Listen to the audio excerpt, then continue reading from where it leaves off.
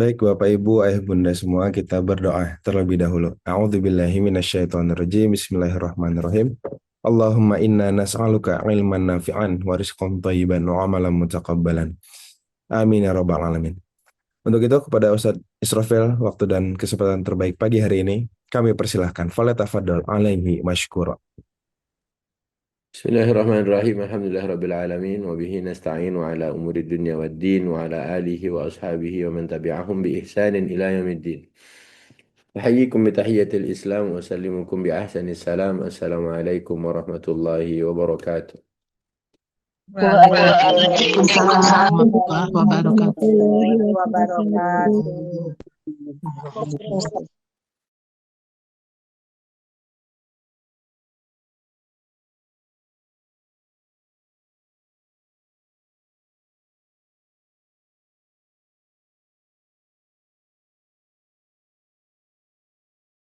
Afwan izin Ustadz, mic-nya belum hidup lagi.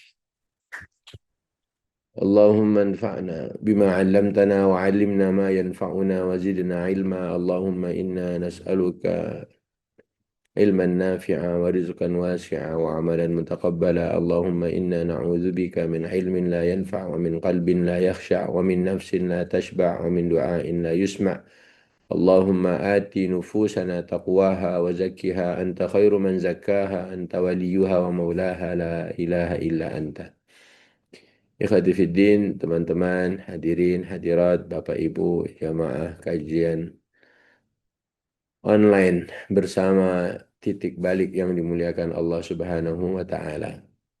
Alhamdulillah kita ketemu di hari di mana hari ini Allah selamatkan Nabi Musa dan Allah tenggelamkan Firaun. Ya. Di tanggal 10 Muharram itu hari di mana Allah tenggelamkan Firaun dan seluruh bala tentaranya.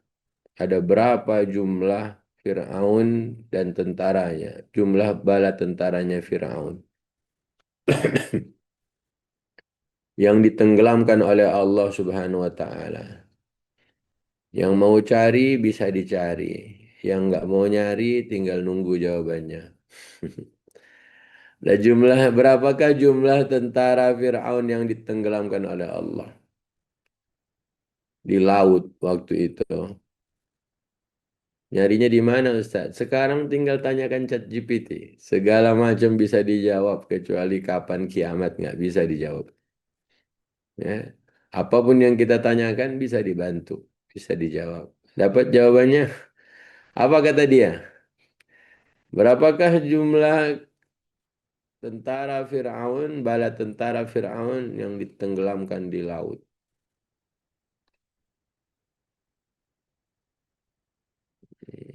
Nggak ada yang dapat jawabannya, sedang menanti. Jutaan.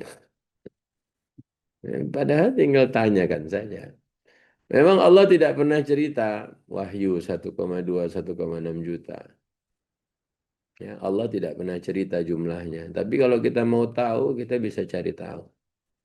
Ya, kebayangkan sekian juta orang, 1, ini jawaban wahyu Ratmoko. Ya, 1,2 juta sampai 1,6 juta itu dihabisin oleh Allah sekaligus tenggelam mati semuanya. Berarti Allah itu hebat nggak sih? Hebat. Allah keren, keren. Tapi apakah ujuk-ujuk langsung Allah tenggelamkan mereka? Enggak. Ya, memang kenapa mereka ditenggelamkan? Karena mereka kufur. Terus karena mereka ngikutin pemimpinnya. Pemimpinnya dihabisi oleh Allah, semuanya pun ikut. Ya. Makanya hari ini kita mau ikut siapa?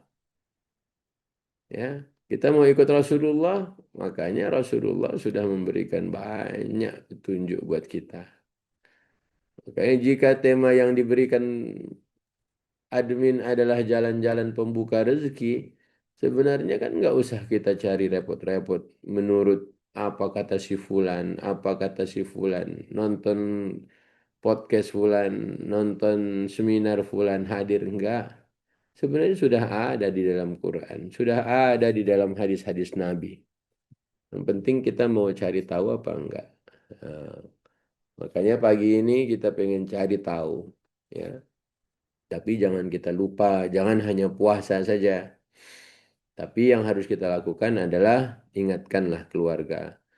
Ingatkanlah anak-anak itu kalau di tanggal 10 Muharram Allah pernah menyelamatkan Nabi Musa dan Allah pernah menenggelamkan Firaun dan seluruh tentaranya. Ya, semoga hari ini selamatkan negeri kita. Betul. Itu harapan kita. Tapi tahu nggak kapan azab itu ditimpakan kepada Bani Israel? Ataupun azab itu ditimpakan kepada Firaun dan tentaranya? Siapa yang tahu? Kapankah azab itu ditimpakan kepada Firaun dan bala tentaranya? Ternyata Allah sebutkan di dalam Quran. Surat apa Pak Ustadz? Surat Asy-Syu'ara. Surat apa? Asy-Syu'ara. Yuk kita buka dulu mukaddimahnya pagi hari ini.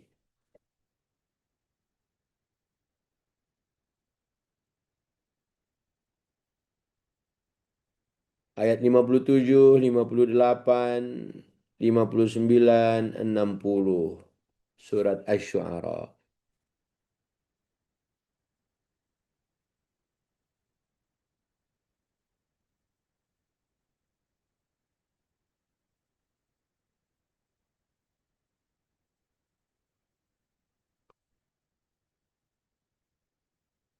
Dapat? Asy-Syu'ara. Dari 57-nya. Kata Allah, فَأَخْرَجْنَاهُمْ مِنْ جَنَّاتٍ وَعُيُونٍ. Kemudian kami keluarkan Fir'aun dan kaumnya dari taman-taman dan mata air. Nikmat yang sangat banyak. Ayat 58-nya, apa kata Allah? Kadzalika. Belum selesai. Wa kunuzin wa maqamin karim. Dari harta kekayaan dan kedudukan yang mulia. Lihat Allah ceritakan. Ya. Jadi kata Allah, kami keluarkan Fir'aun dan semua kaumnya dari taman-taman dan mata air itu. Dari harta kekayaannya dan kedudukan yang mulia itu. Terus ayat 59. Kata Allah, kadzalika wa awratsnaha bani Israil. Demikianlah dan kami anugerahkan semuanya itu kepada Bani Israel. Ya, begitu Allah ceritakan. Tapi apa lanjutannya? Allah ingatkan fa'atba'uhum musyrikin. Lalu Fir'aun dan bala tentaranya dapat menyusul mereka pada waktu matahari terbit. Lihat kan? Allah sebutkan pada waktu syuruk. Ya, jadi pada waktu syuruklah Nabi Musa disusul oleh Fir'aun. Makanya nanti syuruk nanti ini kan udah mau syuruk ini kan. Syuruk nanti itu jangan-jangan banyak orang kaum Nabi Musa yang disusul oleh Fir'aun. Ustadz maksudnya apa Ustadz? Cobalah ingat. Ya Allah harus ceritakan detail. Kaum Musa disusul oleh Fir'aun pada waktu syuruk. Kemudian apa yang terjadi? Ketika itu Allah ingatkan. Lanjutannya.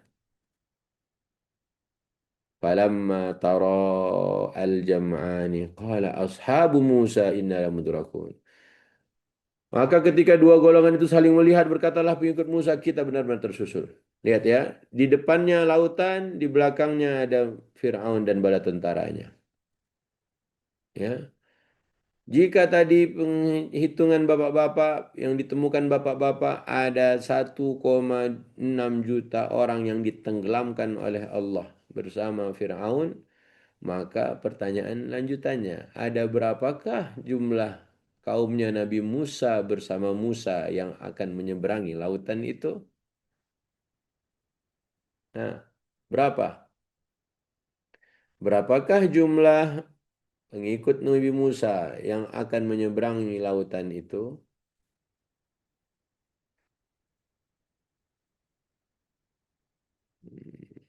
Jadi kita tidak ingin puasa Asyura dan selesai puasa. Enggak. Jadi harus ada cerita buat anak-anak. harus ada cerita buat keluarga. Jadi bukan ujuk-ujuk diampunkan dosa setahun. Enggak, kita enggak cuma ingin itu. 98 orang, ya salam. Nabi Musa pengikutnya cuma 98 orang. Oh, cuma 98 orang. Begitu ceritanya. Jadi bertahun-tahun dakwah 98 orang aja.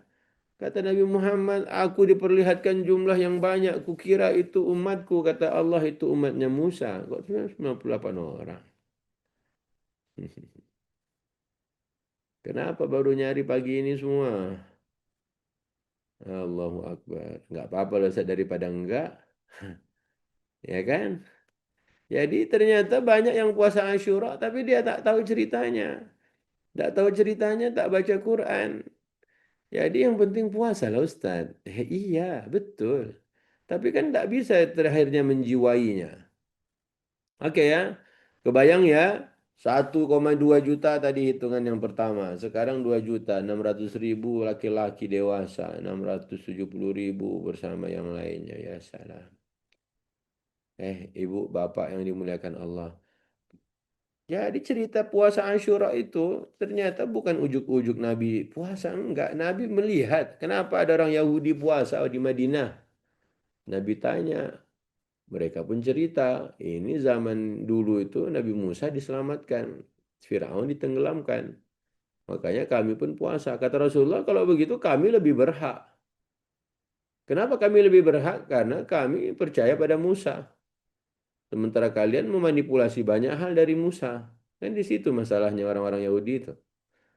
Makanya Alhamdulillah, cobalah ya. Hari ini kita puasa tapi dengan jiwa yang baru. Kenapa kita baru tahu? Ya, sebanyak kurang lebih 1 juta orang menyeberangi lautan. Penduduk mana yang hari ini cuma 1 juta? Nah,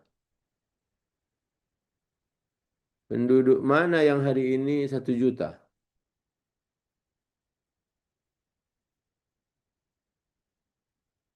Hmm? Penduduk Tangsel ada berapa? Nah, Tangsel.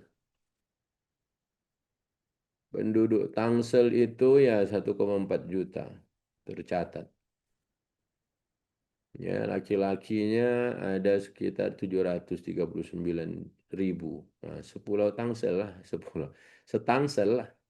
Bayangkan ya, setangsel itu semuanya diselamatkan oleh Allah. Enak kan? Tapi tidak ada yang mau belajar. Kenapa? Karena memang referensi kita belum Quran. Hanya tadi di awal kita bilang bagaimana Quran jadi referensi. Karena dia akan memberi petunjuk kepada jalan yang paling lurus. Oke ya. Kebayang semuanya itu di waktu syuruk Allah selamatkan mereka. Dan di waktu itu pula lah Allah tenggelamkan Firaun dan seluruh bala tentaranya. Di belakang mereka ada harta, ada kekayaan, ada istana, ada segala macam. Ditinggalkan semuanya. Ingat, ini maha kuasanya Allah. Allah bisa dalam beberapa waktu saja habis kaumnya Firaun. Dalam beberapa waktu saja selamat Musa dan kaumnya. Ya. Oke ya. Lanjut lagi ceritanya tadi. Di ayat berapa tadi udah sampai?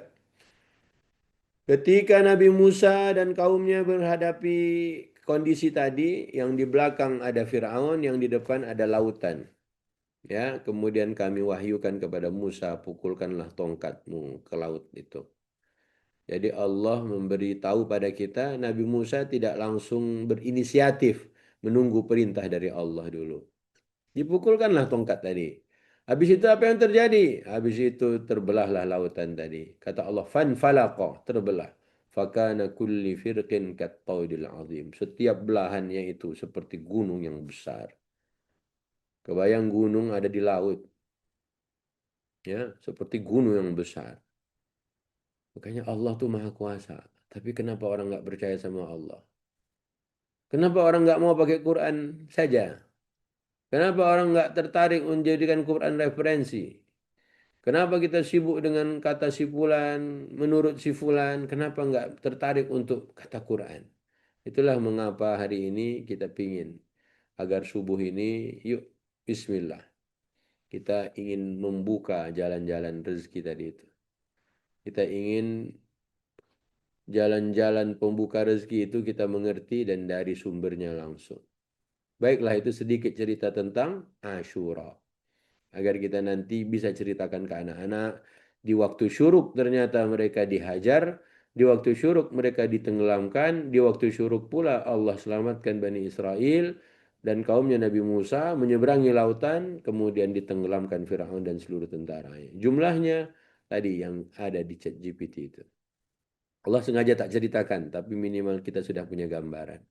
Menyelamatkan 1,6 juta orang.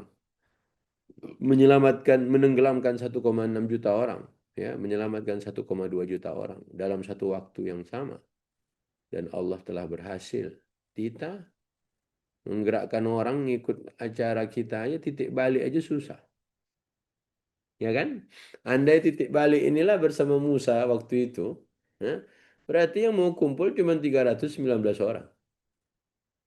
Terlambat aja sedikit, tenggelam dia bersama apa? Bersama Nabi Fir'aun nanti.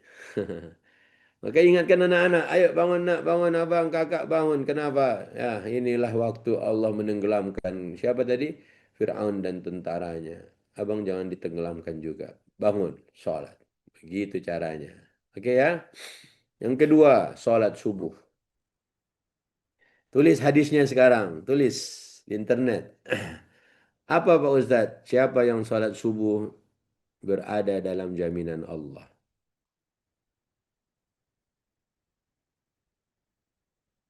Hmm.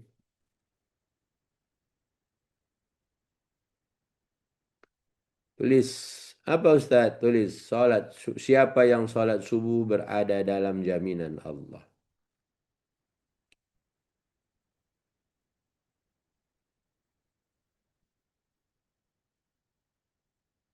Siapa yang salat subuh fahuwa fi zimmatillah.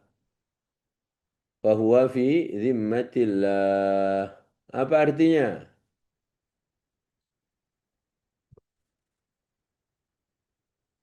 Dapat hadisnya? Silahkan.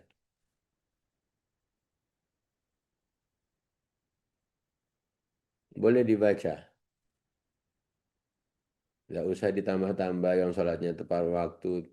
Cari aja hadisnya.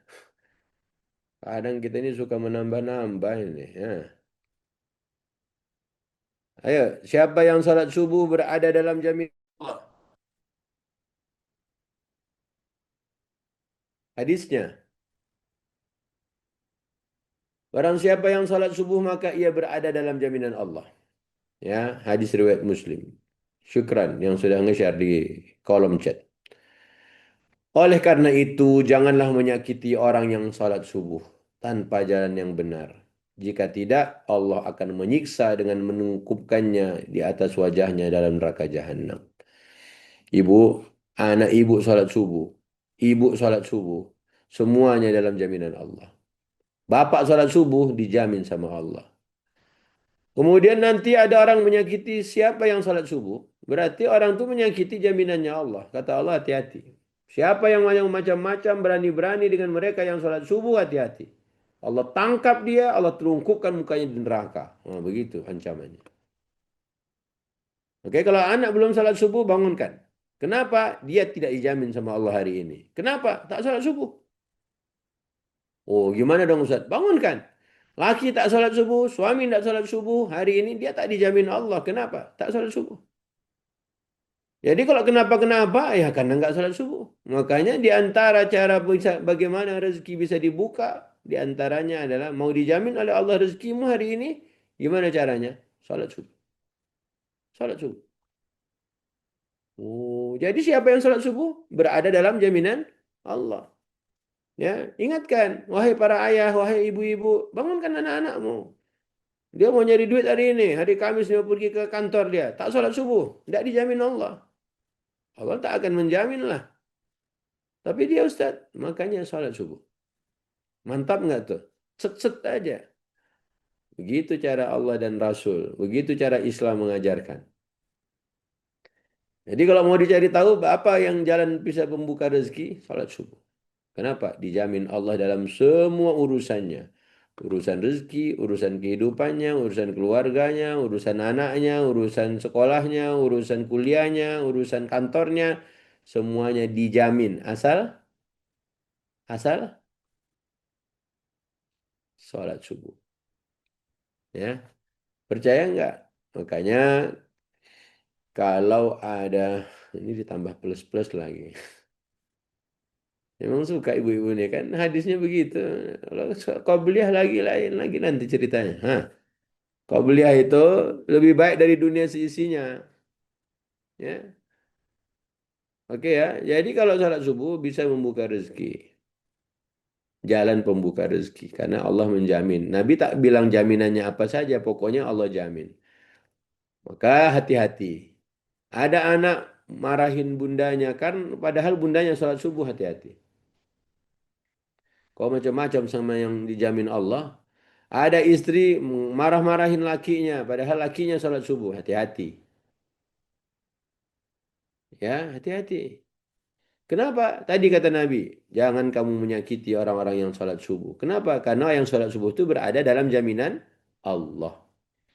Ditangkap oleh Allah, dikejar oleh Allah, ditelungkupkan mukanya di api neraka jahanam. Nauzubillah min dzalik. Makanya ibu-ibu perlu edukasi ini harus sampai ke anak-anak. Tadi jangan lupa tentang hari Ashura tanggal 10 Muharram Allah menyelamatkan Nabi Musa dan kaumnya dan Allah menenggelamkan Fir'aun dan bala tentaranya. Ingatkan mereka. Jadi kita yang sudah mengaji mengingatkan saja. Bukan memaksa. Ya, kita tak disuruh maksa-maksa, tapi kita disuruh mengingatkan, sampaikan. Baik ya, semua dijamin Allah asal mengerjakan salat subuh. Begitu Bu Eti membuat rangkuman sementara. Hadisnya di-share di grup keluarga. Oke? Siapa yang salat subuh, maka dia fi zimmatillah, berada dalam jaminan Allah. Macam-macam kau dengan mereka yang dijamin Allah, hati-hati. Ditangkap oleh Allah, kejar sama Allah, masukkan ke neraka, ditelungkupkan mukanya di api neraka. Jahanam lagi. Yang kedua. Yang kedua bicara tentang harta. Ya. Harta itu sebenarnya bagaimana Pak Ustadz? Kita udah pernah bahas waktu itu tentang bedanya gaji dan rezeki. Ya, ingat nggak hari apa itu kita bahas? Gaji itu ketahuan, tapi rezeki itu enggak. Tapi yang Allah dan Rasul sudah mengingatkan, apa? Rezeki masing-masing kita sudah diatur oleh Allah Subhanahu wa Ta'ala. Nah, sekarang kita lihat surat An-Nur 33. An-Nur 33. Ya, yang belum bangun ya cepat bangunkan. Orang tua, ayah, bunda, anak-anaknya, cepat. Biar anak-anak itu dijamin sama Allah. Seluruh urusannya. Rezekinya kah, keluarganya kah, urusan pekerjaannya kah, urusan apanya lagi. Pokoknya salat subuh dulu. Saat qabliyahnya bagaimana? Udah lewat. Udah syuruk nih. Hah, udah syuruk. Ingatkan Nabi syuruk dulu. Nabi Musa diselamatkan. Disusul Fir'aun. Ditenggelamkan Fir'aun. Surat An-Nur. Ayat berapa? 33. Apa bunyinya? Siapa mau baca terjemahannya? Agak panjang sedikit, nggak apa-apa. Kita ingin ambil di bagian tengahnya nanti. Silakan. Dan orang-orang yang tidak mampu menikah, silakan. Bismillahirrahmanirrahim. Surah An-Nur ayat 33. Dan orang-orang yang tidak mampu menikah hendaklah menjaga kesucian dirinya sampai Allah memberi kemampuan kepada mereka dengan karunia-Nya. Dan Nah, jika begitu kan? Nah, sebentar. Maaf, Bu. Jadi pelan-pelan saja bacanya. Jadi Allah ingatkan, yang orang tak mampu menikah, jagalah kehormatan dirinya. Jangan sampai Allah memberikan kemampuan. Sekarang ada orang tak mampu menikah, tapi dia melanggar aturan Allah. Nah, nggak boleh itu terjadi. Ya, semuanya berpasangan, dia malah cowok seneng sama cowok. Nauzubillah min dzalik. Jadi ingat tadi di awal banget kita bilang apa? Quran memberi petunjuk kepada jalan yang paling lurus. Kalau tak mampu menikah, disuruh pacaran atau disuruh menjaga diri? Jaga diri. Maka ingatkan lagi anak-anak. Abang jangan pacaran. Abang jangan coba-coba. Kenapa? Karena Allah bilang kalau belum mampu menikah, bukan kau minum maca berdua. Bukan kau ngapi berdua. Bukan jalan-jalan berdua. Apalagi cuti sekolah. Jadi Quran sudah memberikan aturan. Kalau belum mampu menikah, jangan macam-macam. Ya, Ustadz memang menikah umur berapa? Sempat viral berapa bulan yang lalu di Arab. Anak 13 tahun udah menikah, viral. Ditanya bapaknya, kenapa? Karena saya nggak mau anak saya bermaksiat. Wih, mantap nggak tuh? Jadi motivasi bapaknya jelas, saya nggak pengen anak saya bermaksiat. Kok bisa begitu bapak ngomong? Karena pengalaman kami orang-orang tua begitu. Ya, dia nggak mau. Saya sudah anak saya ketika umur 10 tahun saya udah bilang ke dia, abang kalau udah mulai saya suka sama cewek, abang ngomong ke ayah. Gitu ayahnya ngomong. Umur 13 tahun dia bilang dia siap dia. Langsung dinikahkan. Heboh lah di dunia persilatan di Arab sana. Ditanya kenapa bapak bisa begitu? Di podcast. Kata ayahnya, saya nggak pingin anak saya bermaksiat. Coba ada ibu-ibu begitu juga. Lihat anak ibu pacaran tanya, kau siap menikah? Siap, nikah. Tak siap, jangan kau macam-macam. Mantap nggak? Mantap. Kenapa? Quran bilang barusan. Apa kata Quran barusan? Apa kata Quran? Orang yang tidak mampu menikah, jaga dirinya. Jaga kesuciannya. Jangan kau macam-macam. Begitu Quran. Sat-sat bu. Gak pakai bertele-tele. Tapi kan gak apa-apa mah. Aku kan gak ngapa-ngapain juga mah. Gak ada kayak gitu-gitu Quran. Ya, aku cuman ini doang, cuman ngapi doang, cuman minum-minum. Enggak. Mbak Bunda bilang, no, no. Mantap. Bacaan Nur. Apa itu artinya? Jaga. Jaga kesucian diri. Begitu caranya. Ibu kalau nggak bisa ngomong, kasih Quran. Ini aku belit-belit pula dia. Oke, tapi kan aku cuman ini doang. Tapi kan aku udah seneng sama dia. Kau senang nikah. Tapi nanti, begitu caranya. Oke? Sampai kapan harus begini mah? Sampai Allah berikan kemampuan kepada mereka dengan karunia-Nya lah. Mantap kan, Bu? Quran kan? Begitu. Jadi An-Nur ayat berapa? 33. 33. Tapi anak saya masih kecil, Ustaz. Kalau masih kecil, kenapa berani-berani pacaran? Ya enggak? Kenapa berani-beraninya? Lanjut. Dan jika hamba sahaya yang kamu miliki menginginkan perjanjian, yaitu kebebasan, hendaklah kamu buat perjanjian kepada mereka. Jika kamu mengetahui ada kebaikan pada mereka, dan berikanlah kepada mereka sebagian dari harta Allah yang dikaruniakannya kepadamu. Nah, Dan ini dia. Dan berikanlah kepada mereka sebagian dari harta Allah yang dikaruniakannya kepadamu. Berarti harta itu hakikatnya milik siapa? ya Allah. Milik Allah. Yang ada di kita itu yang Allah berikan sebagiannya kepada kita, dikaruniakan kepada kita. Makanya disinilah pentingnya kalau kita ngerti ada orang belum mampu menikah, bantulah. Ada orang belum mampu, belum bisa melanjutkan sekolah untuk belajarnya, bantulah.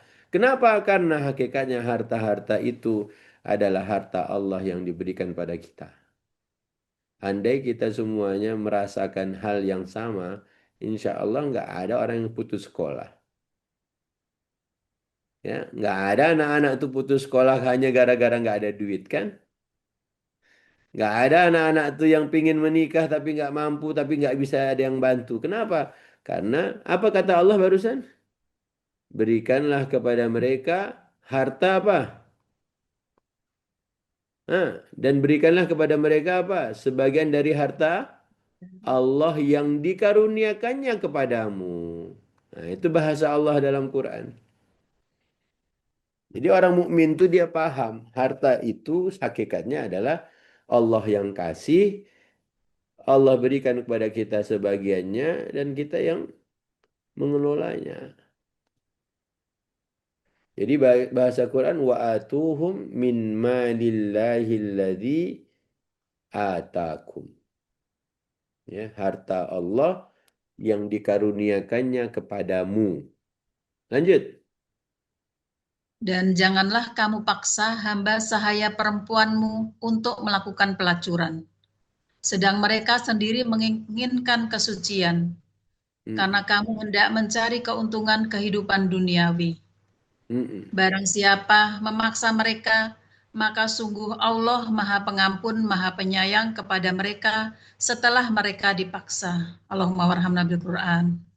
Subhanallah ya. Mantap kan aturan agama kan?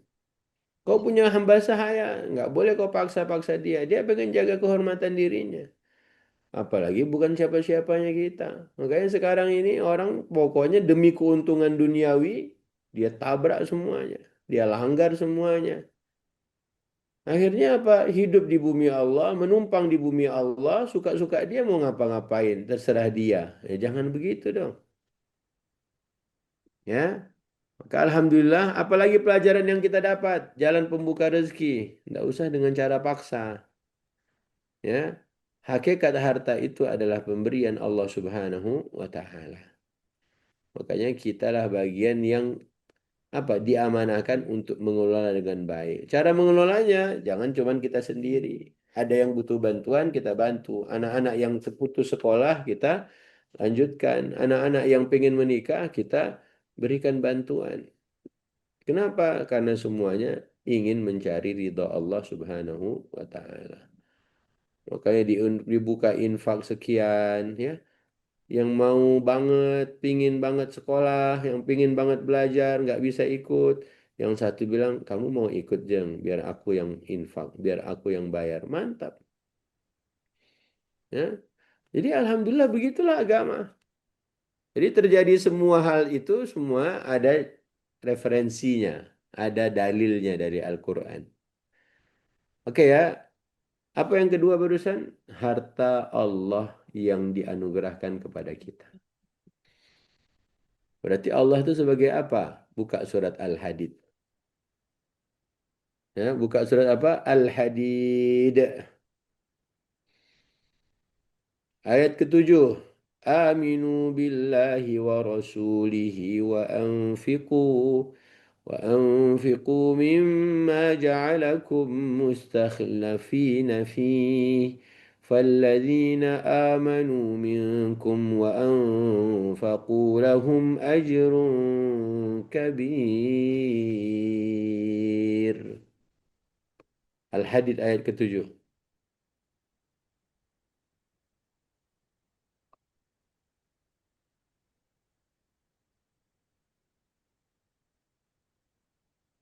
Bismillahirrahmanirrahim.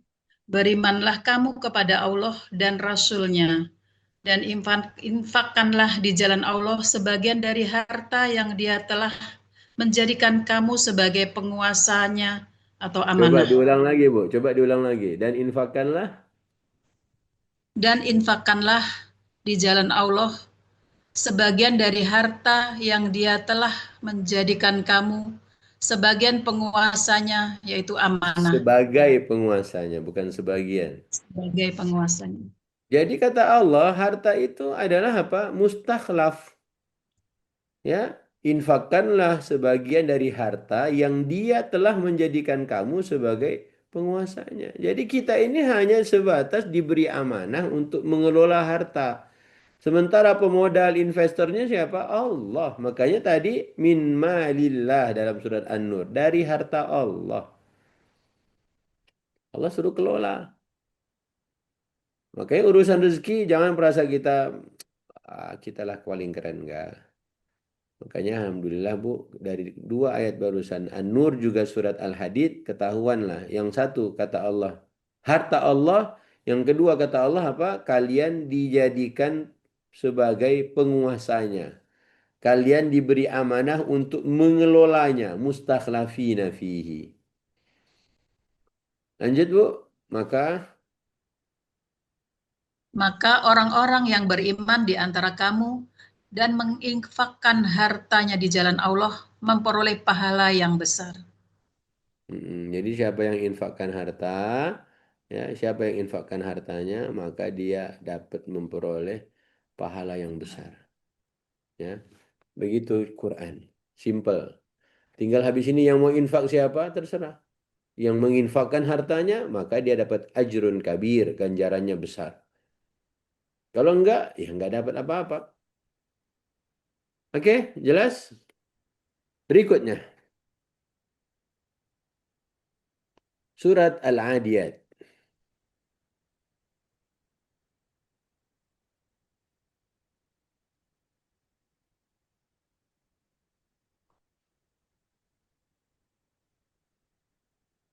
Surat apa Pak Ustadz? Al-Adiyat.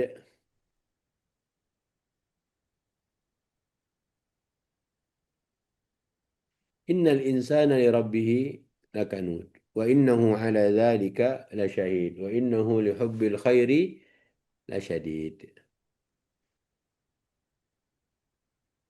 Ayat berapakah itu? Innal insana li rabbihi lakanud. Wa innahu ala dhalika lasyahid. Wa innahu li hubbil khairi lasyadid.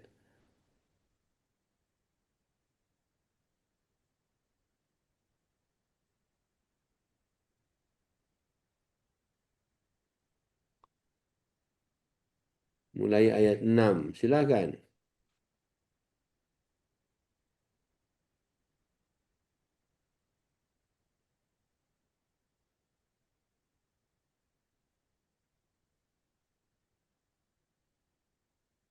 Ayo.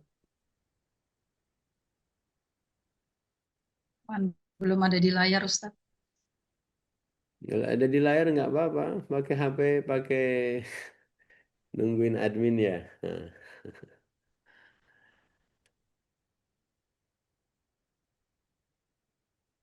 Sungguh Tafadhol. manusia sangat ingkar, tidak bersyukur kepada Tuhannya. Terus. Dan sesungguhnya dia manusia menyaksikan atau mengakui keingkarannya. Terus.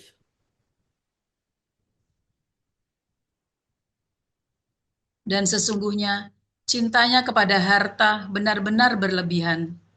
Siapa yang ngomong? Allah. Siapakah Allah yang menciptakan? Menciptakan siapa? Manusia. Quran ini sebagai apa? Petunjuk. Bagi siapa? Bagi manusia. Allah yang menciptakan manusia. Quran diberikan untuk manusia. Manusia membacanya. Isinya apa? Kata Allah, sesungguhnya manusia itu dia sangat ingkar. Kepada siapa dia ingkar? Kepada Tuhan. Ya Allah. Manusia. Jadi kalau kita baca Quran tadi apa? Al-Isra 9 memberikan petunjuk kepada jalan yang paling lurus. Ini surat apa? Ditanya 57. Udah di surat Al-Adiyat. Udah di surat 100. Nah, Ustaz sih loncat-loncat, bukan loncat-loncat. Sat-set. Jadi Allah bilang apa? Sesungguhnya manusia itu terhadap Tuhannya dia sangat-sangat durhaka dia. Ya. Dan dia tahu dia ingkar tuh dia tahu dia jahat sama Allah tuh dia tahu. Kenapa? Dan cintanya kepada harta benar-benar berlebihan. Dia ingin rezeki, tapi tapi tapi ternyata dia nggak mau dia tunduk pada Allah.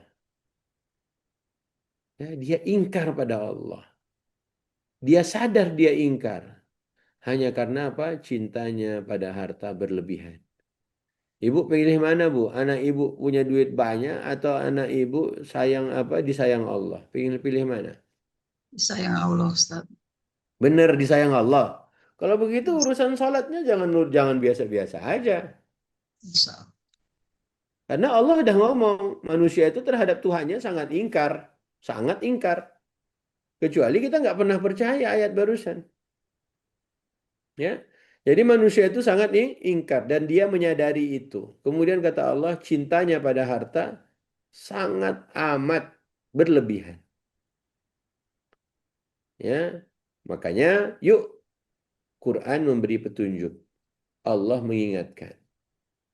Kalau kita menyadari urusan harta, urusan dunia, urusan yang kata dia mencari nafkah, mencari rezeki itu jangan sampai membuat lupa pada Allah. Ibu-ibu, nanti ada rapat penting anak ibu. Sampai ke zuhur, dipanggil Allah. Kalau nggak datang gimana? Oh lagi rapat nih, lagi meeting nih gimana? Ada nggak anak-anak yang begitu, Bu? Atau mereka sedang rapat, sedang meeting penting, dengar azan langsung selesai, sholat dulu. Mana yang rata-rata yang terjadi? Yang sering terjadi yang mana? Rapat dulu atau Allah dulu? Rapat dulu, Ustaz. Rapat dulu. Iya. Coba kita tanya. Andai lagi rapat penting, tiba-tiba mules. Tiba-tiba mules. Dia langsung izin pamit mau ke belakang atau dia selesaikan mulesnya dulu? Langsung Izin ke pamit. belakang dia. Ya. Padahal kan nggak dipanggil sama toilet dia.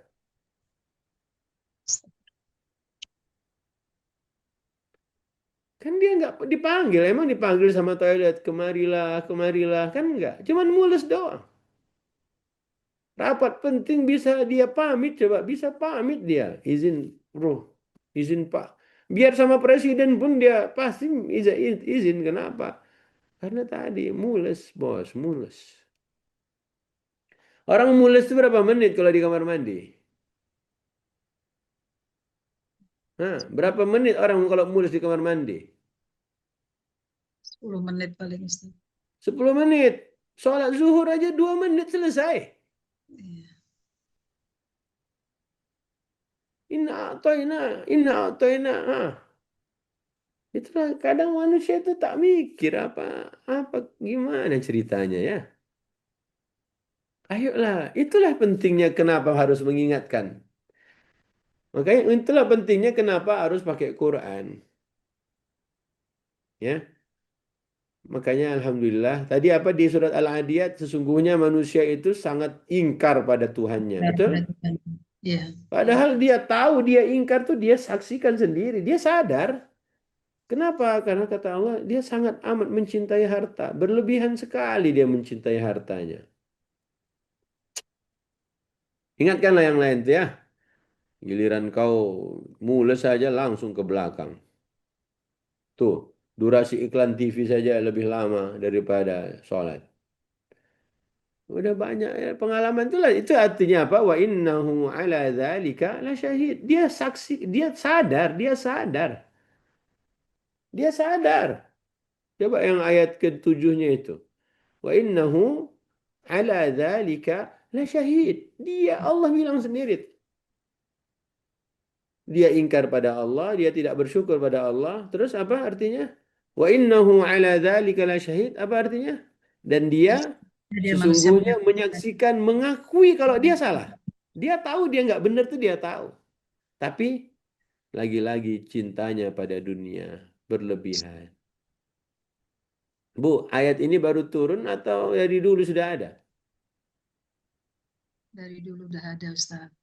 Juz 30 loh ini. Harusnya anak-anak yang hafal juz 30, mereka tahu nih poin ini. Tapi sayangnya mamahnya masih belajar. Andai ada anaknya sekarang ya. Tuh kan mah, bener kan? Kayaknya mama jangan kerja melulu. Sibuk terus. Kau kan buat kau juga. Janganlah diajarin buat kau juga. Ini dia mau, dia tahu dirinya. Tapi dia bilang, ini kan buat kamu juga kan? Buat kamu buat jajan. Siapa? Oke ya. Kata Allah apa? Wa innahu lihubbil khairi la syadid. Dia amat sangat mencintai harta. Amat sangat. Berlebihan kalau ya. Kalian tuh terlalu berlebihan. Mencintai harta itu berlebihan. Ya. Nanti kalau dibongkar sama Allah, habis kamu. Memang dibongkar apa? Afala ya'lamu idza bu'thira ma fil qubur wa husila ma fis sudur. Inna rabbahum bihim yawma idzin lakhabir. Ya. Jadi subhanallah, tadi jelaskan surat An-Nur kata Allah, harta Allah yang dia berikan kepadamu. Dalam surah Al-Hadid apa tadi? Kamu diizinkan untuk mengelola harta itu. Allah sebagai investor, Allah sebagai pemodal, Allah sebagai yang memberikan apa? Harta. Kalian bagian ngelola saja. Allah bilang keluarkan, keluarkan. Allah bilang nggak usah, nggak usah. Tapi Allah suruh keluarkan, kalian tahan, tahan, tahan. Masa gitu sama Allah? Memang manusia itu dia mengakui dirinya ingkar. Dia memang suka ingkar. Tapi lagi-lagi karena apa? Dunia. Cintanya pada dunia membuat dia tak bisa melihat yang sesungguhnya. Alhamdulillah. Oke ya. Udah ketahuan kan sekarang kan? Harta itu tadi apa? Malillah, hartanya Allah. Apa yang kedua? Mustakhlaf. Mustakhlaf itu apa? Kalian diberi kuasa, wewenang untuk mengelola. Kalian tuh. Allah bilang tadi Al-Hadid. Yang barusan apa? Kalian mencintai harta itu sangat berlebihan. Itu Allah yang bilang. Oke. Buka hadisnya. Buka hadis sekarang. Barang siapa yang pagi harinya merasa aman. Hadis. Barang siapa yang pagi harinya merasa aman.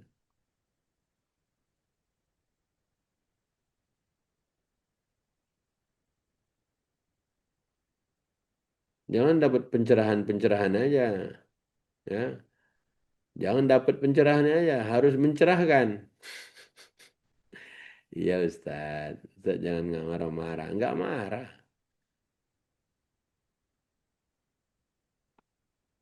Ya, harus mencerahkan habis ini. Jangan cuma wahyu saja. Bapak itulah wahyu. Wahyu ibu apa bapak ini? Hah? Nah, jadi wahyu itu dibawa oleh Jibril, dibawa ke bumi. Bapaklah wahyunya. Nah, habis ini bapak harus kemana-mana. Dapat hadisnya? Barang siapa yang pagi harinya, ini dia. Man asbaha minkum aminan fi sirbihi. Lihat terjemahnya itu.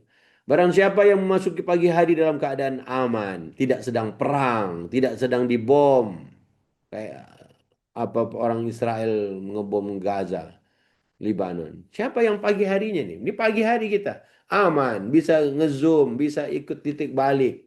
Yang kedua, man asbah minkum aminan fi sirbihi mu'afan fi jasadihi. Sehat jasmaninya. Apa bukti sehatnya? Dia bisa buka mata, dia bisa buka HP, ngezoom ya kan?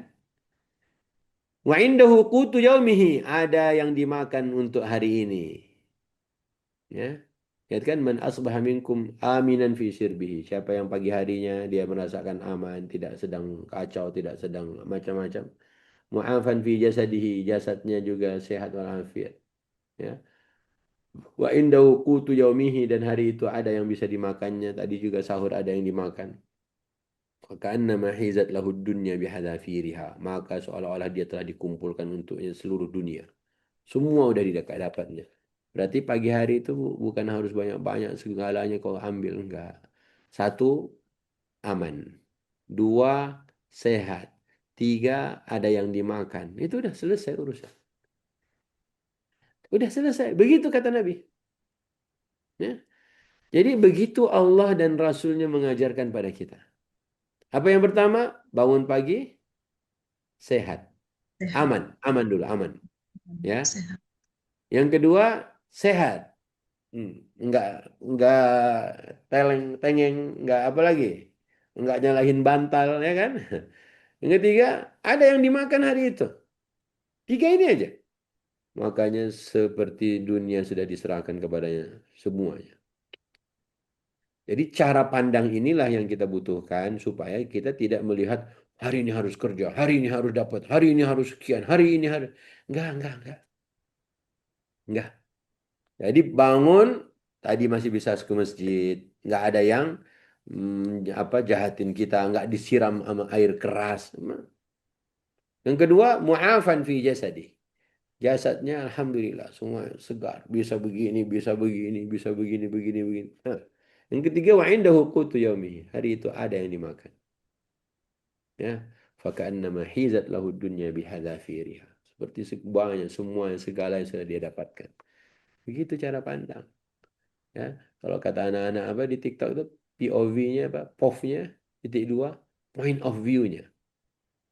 Ya, jadi cara kita memandang sesuatu itu jangan pakai versi fulan, Pakai kacamata kuda, jangan pakai kacamata wahyu.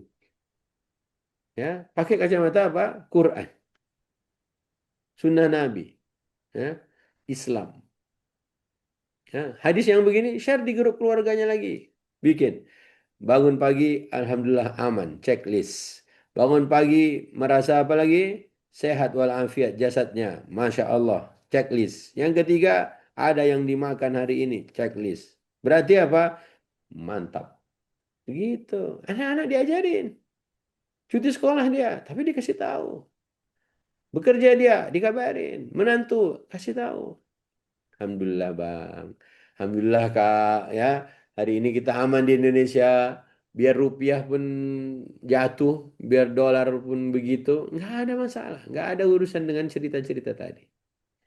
Oke ya. Sudut pandang itu dirubah oleh Allah. Ikuti cara Quran. Nah, berikutnya.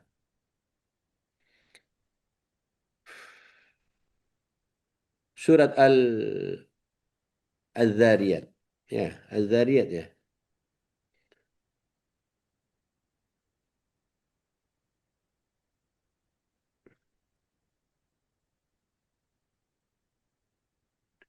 Mulai ayat berapa?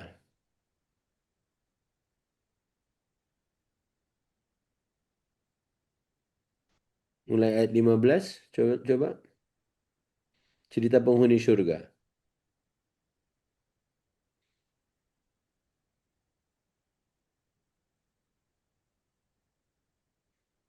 Mulai ayat 15 surat Az-Zariyat.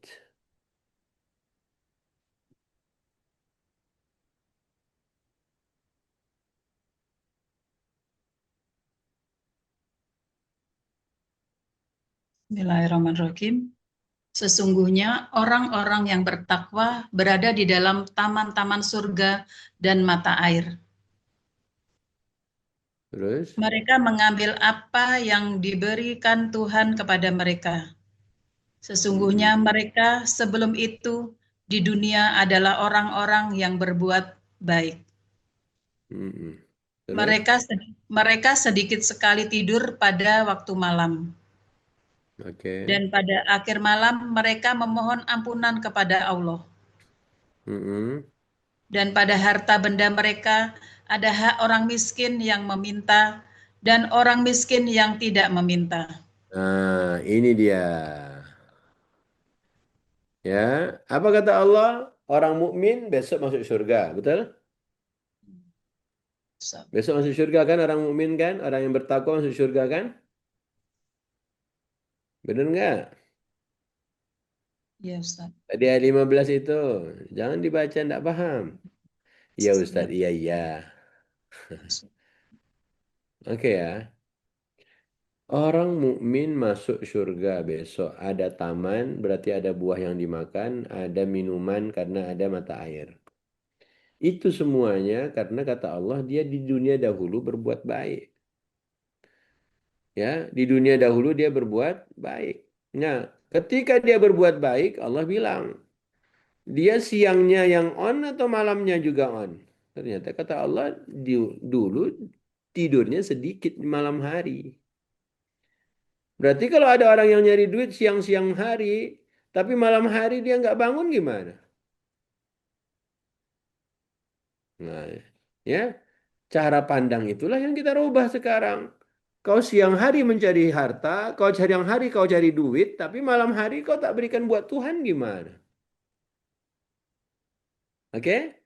Lanjut kata Allah, mereka memohon ampun pada waktu sahar. Mereka memohon ampun pada waktu apa? Di akhir malam, menjelang subuh. Ada lagi tuh amalannya. Makanya siapa yang malam hari dia bangun untuk sholat malam, untuk mengapa tadarus malam, kemudian sebelum subuh dia bangun lagi untuk apa lagi? Untuk beristighfar. Ya, yang begini-begini kan kapan kita mau ikut, Ustaz? Tapi kan dah capek, Ustaz. Ya nggak masalah capek, nggak masalah capek. Kenapa Rasulullah bilang, buka hadisnya sekarang, sholatlah tulis, sholatlah malam walaupun satu rakaat, tulis, tulis, tulis. Internet. Sholatlah malam walaupun 1 rakaat. Cepat hadisnya. Sholatlah malam walaupun 1 rakaat. Ada nggak hadisnya? Sallul lail walau raka'ah. Ada hadisnya.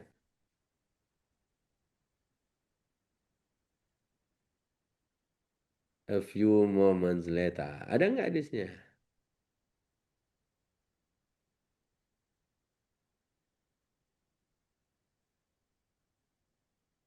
Ada Ustaz. Nah, baca hadisnya. Hadis dari R. Hakim disahihkan oleh Albani yang bunyinya sholatlah di malam hari walaupun hanya 1 rakaat. Coba, apakah susah? Apakah sulit? Apakah keberatan? Tidak Ustaz, insya Allah. Nah, jadi kata Allah, dia sholat malam hari. Dia beristighfar sebelum azan subuh. Ya Allah. Jadi ciri-cirinya itu kita pingin pintunya. Allah bilang ciri-cirinya. Ya. Jadi subhanallah, hadis yang pertama tadi kita dapat pelajaran. Hadis kedua pun dapat pelajaran. Apa? Sholatlah malam walaupun 1 rakaat pun boleh sebenarnya. Sebenarnya boleh. Tapi berapa orang yang mau? Berapa orang yang mampu? Berapa orang yang setuju? Dia pingin harta. Allah bilang kalian sangat mencintai harta. Berlebihan banget kalian mencintai harta. Giliran Allah ceritakan penghuni surga. Apa tadi? Mereka dulu di dunia tidur malamnya sedikit. Mereka di dunia dulu sebelum waktu azan subuh berkumandang dia memohon ampun. Ya, oke lanjut. Hadisnya udah ya. Jadi nggak apa-apa kok sholat 1 rakaat doang. Sholat apa Ustadz? Itu tadi ibu udah bilang witir ya Ustadz ya. Ya, Terserah. Pokoknya Nabi bilang sholatlah malam walaupun 1 rakaat. Nabi pernah sholat 1 rakaat tapi semalam suntuk 1 rakaatnya. Semalam suntuk tuh cuma 1 rakaat aja. Semalam suntuk. Berarti yang dibaca apa Ustaz? Baca Al-Baqarah selesai, baca An-Nisa selesai, baca Ali Imran selesai. Kami kira rukuk, ternyata lanjut lagi. Ya salam. Tapi Nabi suratnya panjang. Emang ibu dan bapak nggak bisa suratnya panjang? Hmm. Coba, emang nggak bisa kita surat panjang gitu? Giliran kerja bisa lama-lama. 8 jam kerja, ngikutin kantor lagi. Untuk Allah, kita ini hambanya siapa sebenarnya? Hamba siapa kita? Coba ingat-ingat lagi. Fir'aun tuh kaya. Tadi kan kaya Fir'aun. Kekayaannya, kebunnya, taman-tamannya, gedung-gedungnya, istananya, semua ditinggalkan. Di mana Fir'aunnya? Ditenggelamkan oleh Allah. Mau begitu juga? Mencari dunia, cari dunia, cari dunia, mati. Gak ada yang manfaatkan juga. Ya, jadi hari Asyura begini, ingatlah. Ada peristiwa yang sangat luar biasa. Ya, materi kok beda sama judul hari ini. Berarti ibu nggak dengar dari awal kali. Nah, kan judulnya pembuka pintu rezeki. Ya, ya kan? Makanya tadi pembuka pintu rezeki itu dari kacamata siapa? Ya, maka alhamdulillah nggak apa-apa bu. Ya, oleh Allah Nabi Muhammad itu nggak diberikan flyer sama malaikat Jibril. Ya, kalau diberikan flyer, akhirnya apa? Sesuai tema baru mau ikut. Enggak, Rasulullah tuh gimana? Yuk kita lihat yuk. Wala saufa yu'tika rabbuka fatardo. Coba, surat apa? Wala saufa yu'tika rabbuka fatardo. Siapa yang masih ingat surat apa itu? Ad-Duha. Ad-Duha. Coba apa artinya?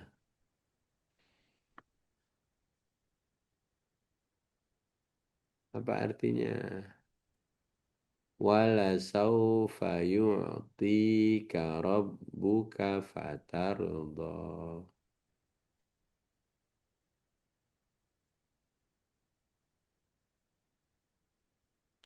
Artinya apa?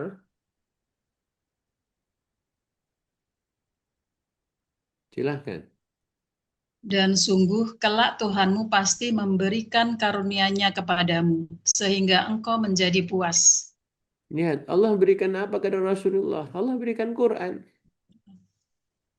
Ya, Nabi nggak pernah minta, tapi Allah kasih. Setiap dikasih, pasti apa? Nabi senang. Menurut kita, rezeki itu apa? Ya, rezeki itu apa? Oke ya, jadi Allah bilang apa? Apapun yang Allah berikan, pasti Nabi senang. Apapun yang Allah berikan, pasti Nabi puas.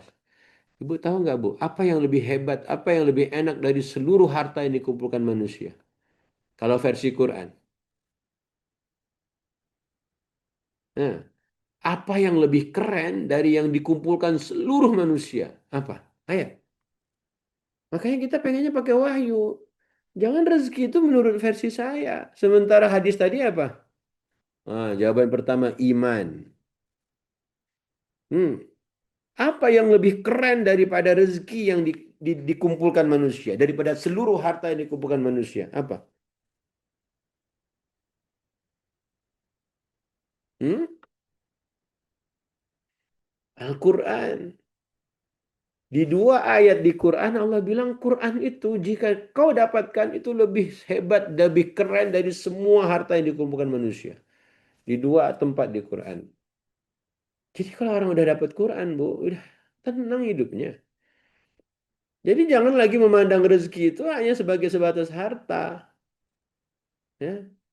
Kalau kita masih melihat rezeki itu harta, apa manfaatnya harta? Kalau harta itu tak cuma dikumpulkan saja, nggak diinfakkan. Makanya tadi belum selesai yang Az-Zariyat itu.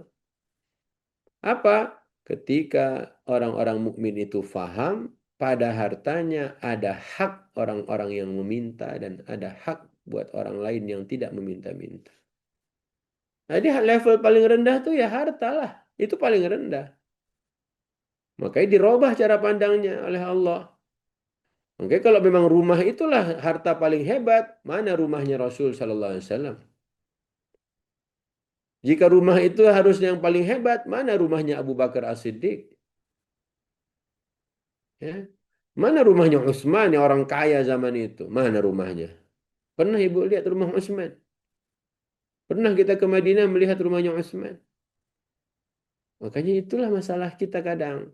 Masalah kita adalah pinginnya versi saya. Sementara saya yang menciptakan Allah. Dan Allah bilang kalian terlalu berlebihan mencintai harta. Nah, kita luruskan semuanya. Ya, kita luruskan semua itu. Makanya lihat anak-anak.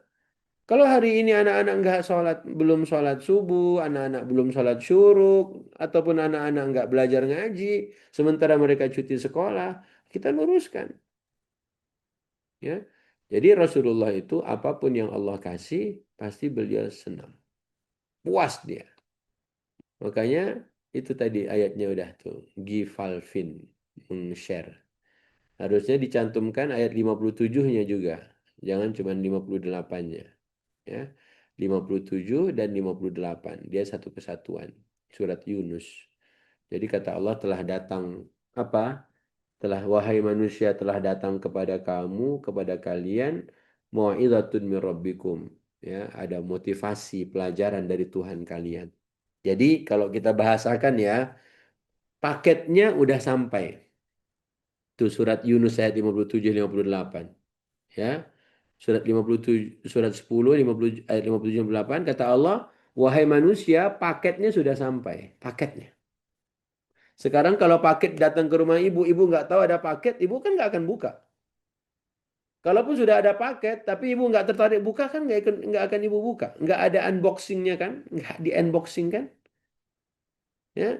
Jadi Allah tuh bilang, wahai manusia, sungguh telah datang kepada kalian dari Tuhan kalian. Apa? Kalau kita bilang tadi, paketnya sudah datang. Isinya apa? Mau'izatun min rabbikum. Pelajaran. Ada motivasi dari Tuhan kalian. Yang kedua, syifa'un lima fis sudur. Ya, penawar penyembuh buat yang dalam dada. Dalam dada ini masalahnya nih. Bukan yang di fisik kalian, dalam dada kalian. Disitulah ada hati, di situ ada jantung, di situ ada segala macam kan yang dalam dada ini. Nah, buat penyembuh yang di sini, nah, Quran itulah. Yang ketiga, hudan petunjuk. Yang keempat, rahmat. Makanya jika paketnya sudah datang sampai ke rumah kita, tapi nggak kita buka, kita dapat dari mana?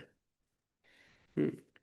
Paketnya sudah sampai di rumah kita, tapi nggak kita apa-apakan. Terus kita dapat dari mana itu syifanya, rahmatnya, dari mana? Makanya kata Allah di ayat 88-nya, Qul bifadlillahi wa birahmatihi.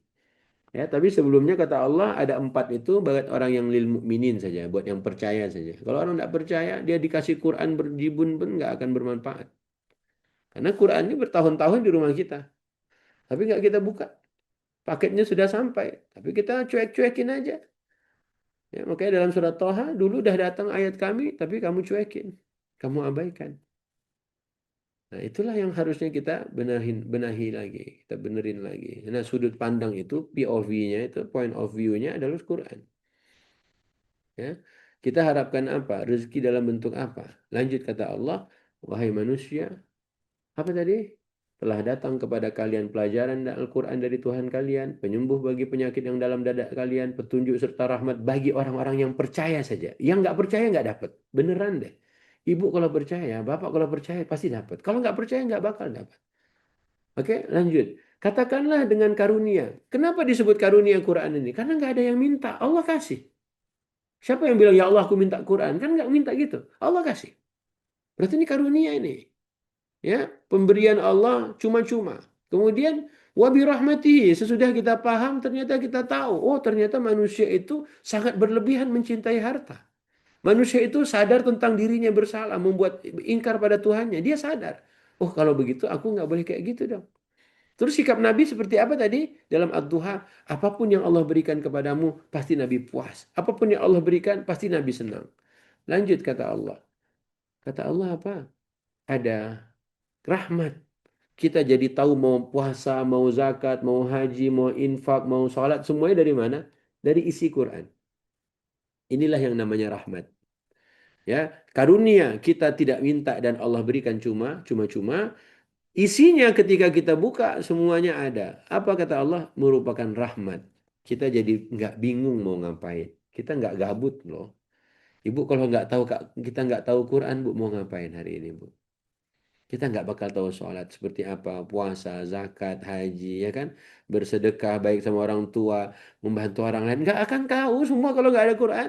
Percaya deh, tahu dari mana? Dari Ustadz. Ustadz tahu dari mana? Kalau nggak dari Quran nggak mungkin. Makanya kata Allah, apa? Tutup ayatnya itu. Adalah lebih baik dari apa yang dikumpulkan oleh manusia. Harusnya bergembira. Karena karunia dan rahmat Allah itu, kalian harusnya kenapa? Happy. Karena semua itu lebih baik dari harta yang dikumpulkan manusia. Itulah rezeki. Jadi tidak lagi memandang rezeki harus menjadi pintu-pintu pembukanya apa saja. Enggak. Ikutin aja Quran. Ya, bukan cuma duit. Yang lebih dari duit kau dapatkan. Ya, yang lebih dari itu yang kau rasakan. Nah, itu buat yang percaya saja. Buat yang percaya saja. Ya, jadi yang mengunboxing itu yang percaya. Misalnya kita bilang, oh, gua nggak pesen kok, gua nggak order kok, nggak COD kok, akhirnya nggak akan dapat. Barangnya udah datang, paketnya udah di depan rumah. Kamu COD? Enggak, aku nggak COD. Ya kan? Maka alhamdulillah, sudut pandang inilah dirubah oleh Quran. Ya, makanya kita tidak sedang bicara, oh harus begini tips-tipsnya, terus kita tinggal kerjakan gitu, enggak ada penjiwaan, enggak dijiwai nanti. Ketika tidak dijiwai, akhirnya apa yang terjadi? Kita buka Al-Kahfi yuk, sebelum selesai 2 menit lagi, buka Al-Kahfi yuk,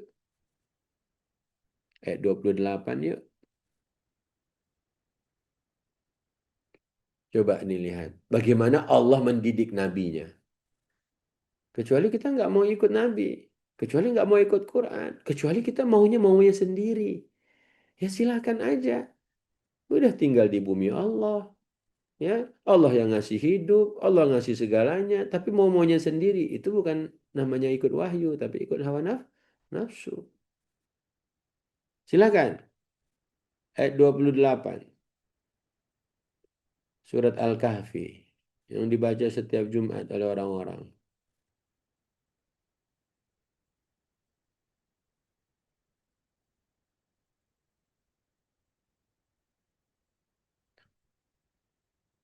Alhamdulillah. Dapat? Wasbir nafsak. Ma'al ladzina yad'una rabbahum bil ghadati wal ashi yuriduna Ya, wajah. Ustaz. Artinya aja ya Ustaz. Makasih. Ya, siap. Bismillahirrahmanirrahim. Quran surat 18 Al-Kahfi ayat 28. Dan bersabarlah kamu bersama-sama dengan orang-orang yang menyeru Tuhannya di pagi dan senja hari dengan mengharap keridhaan Allah. Dan janganlah kedua matamu berpaling dari mereka karena mengharapkan perhiasan kehidupan dunia ini. Coba. Dan Dengar tuh kan? Apa tadi? Jangan kedua matamu berpaling dari mereka karena mengharapkan perhiasan kehidupan dunia. Jika menurut kita rezeki itu adalah perhiasan kehidupan dunia, Allah ajarin Nabi jangan. Allah yang ajarin Nabi. Allah nggak lagi ngomong sama kita kan? Ini Allah sedang bicara langsung ke Nabi. Apa tadi di awal? Sabarlah engkau wahai Nabi. Oh, sabarlah engkau wahai Muhammad. Bersama dengan orang-orang yang menyeru Tuhan mereka pada pagi hari, senja hari. Mengharapkan ridhonya. Terus kita nggak usah kerja. Bukan. Allah ngajarin Nabi begitu. Bukan nggak usah bekerja. Allah ngajarin. Sekarang ibu kita ngajarin anak apa? Nah, bapak-bapak kita mau ngajarin anak kita apa? Kau carilah dunia. Kau bekerjalah sampai kapanpun. Ya, nanti kalau dipanggil Allah bodo amat. Ya, kalau dipanggil toilet baru kau apa datang. Kan nggak begitu kita ngomong kan? Kau bekerja tapi jangan lupa sholat. Kan gitu. Sekarang Allah ngajarkan Nabi apa? Sabarlah engkau. Nabi disuruh sabar. Padahal Nabi kurang sabar apa? Benar ya? Bersama dengan orang-orang yang menyeru Tuhannya pada pagi dan senja hari. Hanya mengharap ridhonya siapa? Allah. Lihat tuh kata-katanya yang kurang jelas. Jangan kedua matamu berpaling dari mereka karena hanya mengharapkan apa? Perhiasan, perhiasan dunia. kehidupan, dunia. Dia cuma ada di dunia. Yang statusnya hanya berstatus perhiasan ketika hidup saja. Mati udah nggak perhiasan lagi. Kita punya anting, punya cincin, punya gelang, punya kalung. Itu statusnya masih disebut perhiasan kan waktu kita hidup doang. Kita mati udah nggak ada lagi. Bukan punya kita pun. Sekarang kenapa Allah ajarin begini ke Rasulullah dan setiap Jumat kita ulang-ulang? Jangan kedua matamu berpaling dari mereka karena mengharapkan perhiasan kehidupan dunia. Harus S3 ilmu tafsir dulu baru paham terjemahannya atau semua kita bisa paham sekarang? Semua kita bisa paham. Bisa paham kan? Makanya itu. Rezeki yang kita harapkan itu apa? Jika Quran katakan, Quran kalau sudah kau miliki, Quran ketika kau sudah unboxing, ada 4 hal yang kau bisa dapatkan, itu lebih baik dari seluruh harta yang dikumpulkan manusia. Kita mau versi siapa dulu? Mau versi Allah, ini Quran. Makanya kata Allah hanya buat yang percaya. Kecuali kita nggak percaya. Ustaz nyindir saya. Enggak, kita lagi baca Quran, lagi baca ayat, baca terjemahannya. Allah sampai ingatkan Rasulullah, jangan kedua matamu. Lihat kan katanya, la ta'du ainaka anhum. Jangan kau pindahkan matamu dari orang-orang yang tekun beribadah itu. Di pagi hari dan di senja hari. Hanya gara-gara kamu lebih tertarik pada perhiasan. Kehidupan dunia. Dia hanya perhiasan. Dia bisa dicopot kapanpun. Namanya juga perhiasan. Dia nggak nempel dengan badanmu. Yang kedua saat kau hidup saja. Yang ketiga dunia saja. Akhirat udah nggak ada lagi. Kemudian lanjut. Janganlah engkau. Dan janganlah kamu mengikuti orang yang hatinya telah kami lalaikan dari mengingat kami. Coba jadi orang yang tak sempat berzikir pagi petang saja Bu. Itu bagi Allah menurut Al-Kahfi. Udah lalai dia. Coba anak-anak tuh. Ketika kita melihat dia. Sempat nggak zikir pagi? Sempat nggak zikir sore? Jadi standar Quran tuh jelas banget. Makanya ada Allah tadi apa? Sesungguhnya Quran ini memberi petunjuk kepada jalan yang paling lurus. Benar, ada. Nggak usah 10 jam deh buat Tuhan. Pagi dan petang aja lah. Ayo, gimana? Dia mau berdoa di 2 waktu itu aja. Sabarkan dirimu, sabarkan. Sabarkan dirimu. Duh, gimana Ustadz ya? Makanya ketika ada orang yang sehari 8 jam tidur, 8 jam bekerja, terus 8 jam sisanya ngapain? Ya kan? Itulah yang harusnya mengapa Quran ini memberi petunjuk pada kita, jalan yang paling lurus. Oke ya? Jangan tadi apa? Ikuti orang-orang yang hatinya telah kami lalaikan dari mengingat kami. Jadi siapa kategori yang masuk lalai? Lalai mengingat Allah itu siapa? Ternyata pagi petang aja tidak sempat buat Tuhan dia memohon. Coba bayangkan aja tuh. Allah tak minta 10 jam kan? Allah nggak minta 8 jam kan? Allah cuma bilang barusan apa? Jadi mereka itu masuk kategori yang hatinya itu dah lalai. Hatinya dah lalai. Yang ngomong Allah. Kok Allah tahu ya dia yang menciptakan manusia? Pahamlah Allah. Ngertilah Allah. Bukan paham ya. Allah tuh lebih tahu. Cuman hamba-hambanya ini nggak mau ikut Allah sih. Bukan nggak mau sih Ustadz. Kami tuh mau. Ya kalau mau standarnya ikut Allah lah. Kita nggak paham standarnya sih. Nggak ISO. Lanjut. Apa kata Allah? Serta menuruti hawa nafsunya dan Terus. adalah keadaannya itu melewati batas. Coba Allah bilang ada orang tidak sempat urusan dengan Tuhannya di 2 waktu aja tadi. 1, lalai hatinya. 2, dia udah melewati batas. Terus tiba-tiba rezeki yang diharapkan tuh semuanya minta sama Tuhan tapi nggak tahu hakikat rezeki. Ngeri kan? Jadi makanya yuk kita mau buka pintu-pintunya. Lihatlah saya ini hamba Allah seperti apa seharusnya saya. Makanya orang sibuk bekerja mencari duit. Ternyata anak ibu dia berdoa sebentar di masjid. Dia sholat duha barang sebentar 2 rakaat atau 4 rakaat. Kemudian dia memohon pada Tuhan. Sebelum dia ngomong ke siapapun. Dia duduk dulu minta sama Allah di pagi hari. Ketika sore hari orang-orang pulang bekerja. Dia mampir dulu sebentar ke masjid. Dia sholat sebelum dia sholat asarnya. Dia habis sholat asar dia berdoa lagi minta sama Allah. Atau jelang maghribnya dia doa lagi pada Allah. Ya salam, ya salam. Mantap nggak tuh? Inilah Quran. Siapa yang cari tadi pembuka pintu rezeki? Siapa yang nyari? Allah kasih tahu. Itu jalan-jalannya Allah kasih tahu. Melampau kau kalau cuma 2 kali sehari aja tak sempat kau meminta padaku. Ya Allah. Ditelepon bosnya, siap Pak, siap. Kau datang ke kantor. Ya baru sampai rumah Pak. Kau sekarang ditunggu di kantor. Ya Pak, siap Pak. Allah nunggu 2 waktu saja. Apa tadi? Pagi hari, senja hari. 2 aja. Nggak bisa sabar juga kita. Nggak kebangetan. Kata Allah udah melampaui batas dia ini. Udah melampaui batas. Kok melampaui batas Ustaz? Ya iyalah yang ngomong dia. Allah langsung yang ngomong. Astagfirullah dari ayat-ayat yang disampaikan banyak tamparan buat saya. Bukan ditampar, Bu. Allah ngasih tahu doang. Allah tampar mati lah kita. Iyalah Ustaz, paham lah. Cuma Allah tampar mati kita. Ya, wallahu a'lam bishawab. Jadi angle-nya harus beda. Ya. POV-nya harus wahyu. Gitu kan. Alhamdulillah.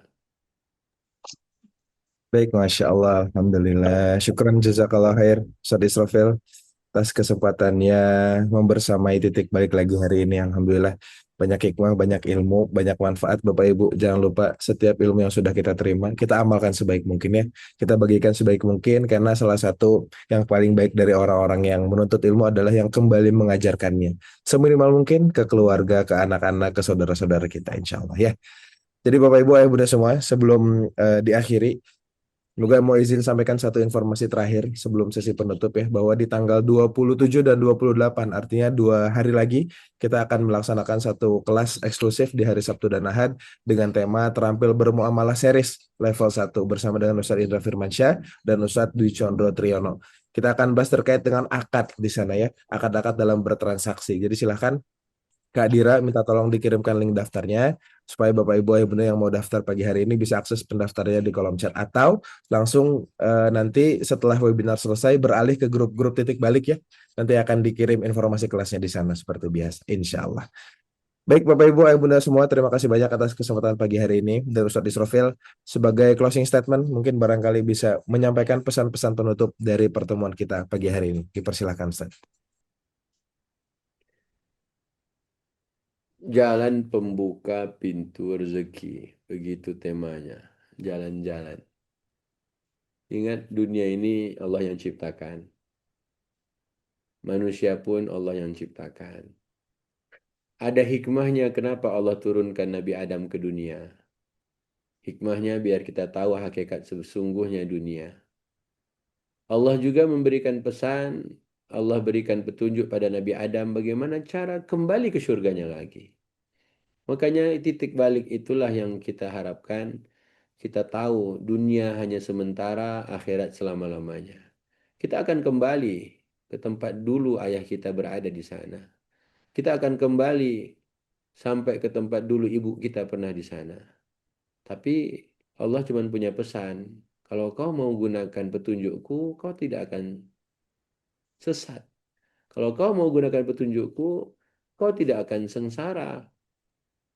Dalam mencari hidup, mencari rezeki, mau menggunakan semua fasilitas tadi, pakailah Quran. Kenapa? Karena petunjuk itulah supaya kita kembali ke surganya lagi. Makanya Allah cuma bilang ada dua, jalannya cuma dua. Satu menuju surga, satu menuju neraka. Kalau kita mau ke surga, kita harus paham. Ya, Fir'aun tadi sudah punya segalanya. Segalanya dia punya. Tapi ternyata dia gunakan untuk durhaka pada Tuhan. Apa yang tersisa lagi? Sementara kita alhamdulillah diberikan Quran, diberikan harta, diberikan rezeki. Jika kita gunakan sesungguh-sungguh untuk Allah Subhanahu wa taala, maka jalan kita ya kemana lagi kalau bukan ke surga? Maka karenanya bukalah pintu-pintu itu. Ya, lewatilah pintu-pintu itu. Dan salah satunya dunia ini adalah pintunya untuk bisa ke surga. Nggak ada orang bisa ke surga langsung ke surga. Dia harus melewati dunia. Makanya gunakanlah harta di dunia ini, satu, untuk mencari ridha Allah. Dua, gunakan sebaik-baiknya. Tiga, kita tahu harta itu adalah titipan. Ya, titipan saja. Tadi kan kehidupan, perhiasan, kehidupan dunia. Hanya perhiasan, bisa dilepas. Hanya bermanfaat saat hidup saja. Yang ketiga, cuma di dunia doang. Kita punya apa sih yang kita bawa sampai surga? Sendal kita nggak sampai surga kok. Ukuran sepatu kita udah berbeda di surga besok. Ukuran baju kita udah berbeda di surga besok. Terus apa yang kita harapkan? Makanya yuk ikutin Quran yuk. Jalannya sudah Allah berikan. Quranlah sebagai jalan kita untuk kembali ke surga nanti. Kalau kita salah jalan, sekarang masih kita perbaiki. Tapi besok penyesalan itu oleh Allah sudah Allah ceritakan dalam Quran. Apa bentuk penyesalannya? Kembalikan aku ke dunia. Aku ingin berbuat baik lagi. Berbeda dengan yang dulu pernah aku kerjakan. Dia bukan nggak berbuat baik. Dia baik dulu. Cuman caranya yang keliru. Makanya ikuti Quran. Dan Quran memberi petunjuk pada jalan yang paling lurus. Wallahu a'lam bishawab. Ya Allah, Alhamdulillah. Syukran jazakallah khair sekali lagi Ustadz Israfil atas ilmu hikmah bimbingannya pagi hari ini insya Allah. Semoga Allah limpahkan keberkahan untuk ilmu dari Ustadz Israfil. Amin ya rabbal alamin. Untuk itu Bapak Ibu Ayah Bunda semua, mari sama-sama kita akhiri pertemuan kita dengan mengucapkan lafaz hamdalah bersama-sama. Alhamdulillahirabbil alamin. Alhamdulillahirabbil alamin. Dan kita sempurnakan dengan doa kafaratul majlis. Subhanakallahumma wa bihamdika, Subhanakallahumma wa la ilaha wabihamdik. illa anta, astaghfiruka wa atubu ilaik. Sekian, mohon maaf atas segala kekurangan. Selamat beraktivitas Bapak Ibu Ayah Bunda semua. Besok kita ketemu lagi di sesi webinar bersama dengan Ustadz Indra Firmansyah. Sehat-sehat semuanya. Nuga izin pamit undur diri. Sekian. Wassalamualaikum warahmatullahi wabarakatuh. Waalaikumsalam Waalaikumsalam warahmatullahi wabarakatuh. Jazakumullah khair Ustaz. Sehat selalu Ustaz. Alhamdulillah Ustaz. Terima kasih banyak. What could you say? And where could you go? If time stops, you are standing alone. There'll be a light of space you've never seen before. I'm trying to tell you what you already know. Have you ever been this bad and pray as you cry? When did you apologize or ask him to guide? Now you're standing in this place, it's time to show all the